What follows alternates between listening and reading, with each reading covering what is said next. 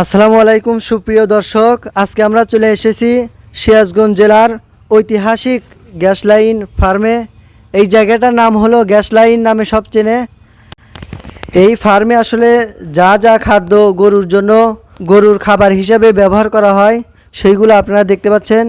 এখানে আসলে কোনো ভেজাল জাতীয় কোনো খাদ্য নাই কিংবা গরুর খাবার নাই। আপনারা দেখতে পাচ্ছেন এই যে গরুর জন্য ডিশে করে খাবার প্রসেসিং করে রাখা হয়েছে, দেখতে পাচ্ছেন দর্শক। ওইখানে ভুসি রাখা আছে, আরও বস্তায় করে অনেক খাবার রাখা আছে, দেখতে পাচ্ছেন।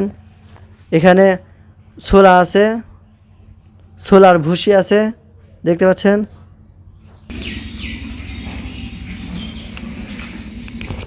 আঙ্কেল এটা কি ডিজাইন হয়েছে?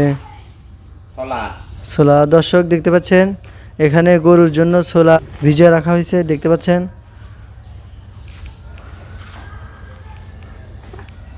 দর্শক দেখতে পাচ্ছেন এখানে গরুর খাবার মানে ভুসি মাখানো হইতেছে গরুর জন্য। আসলে বড় বড় ফার্মে আসলে এরকমভাবেই গরুর খাবার করা হয়, দেখতে পাচ্ছেন। তা মুরব্বি এখানে কি কি দেওয়া হয়েছে? ছোলার ভুসি, গমের ভুসি, আর কি কি দেওয়া হয়েছে? অ্যাঙ্কার, ডাস।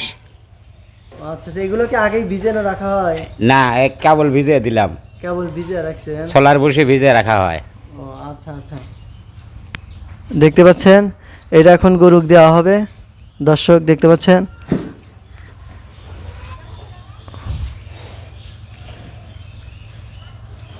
এই গরুগুলো কি কি জাতের গরু এবং কতদিন ধরে এই গরুগুলো এখানে লালন পালন করা হয়েছে সেই বিষয়ে আজকে আমরা জানবো। আমাদের সাথে থাকুন। দর্শক দেখতে পাচ্ছেন এই খামারের এক সাইডে খ্যার রাখা আছে, দেখতেই পাচ্ছেন। আসলে এই খ্যারগুলো আসলে অনেক প্রসেসিং করে কেটে কেটে গরু খাওয়ানো হয়। আসলে দেখতে পাচ্ছেন এই যে খ্যার কাটার মেশিনও আছে, এই মেশিন দিয়ে অনেক প্রসেসিং করে খ্যার কেটে তারপরে গরুকে দেওয়া হয়, দেখতে পাচ্ছেন। এটা হলো খ্যার এবং ঘাস কাটার মেশিন। এটা আসলে বড় বড় ফার্মে ব্যবহার করা হয় এবং এই ফার্মে আসলে সব ধরনের ব্যবস্থাই আছে। টয়লেটের ব্যবস্থা আছে, পানির ব্যবস্থা আছে, কলের ব্যবস্থা আছে, দেখতে পাচ্ছেন। দর্শক দেখতে পাচ্ছেন অনেক সুন্দর সুন্দর গরু, একদম চারপাশে এক, দেখতে পাচ্ছেন। আসলে এই ফার্মে আসলে বেশ কয়েকটা গরু দেখতে পাচ্ছি আমরা।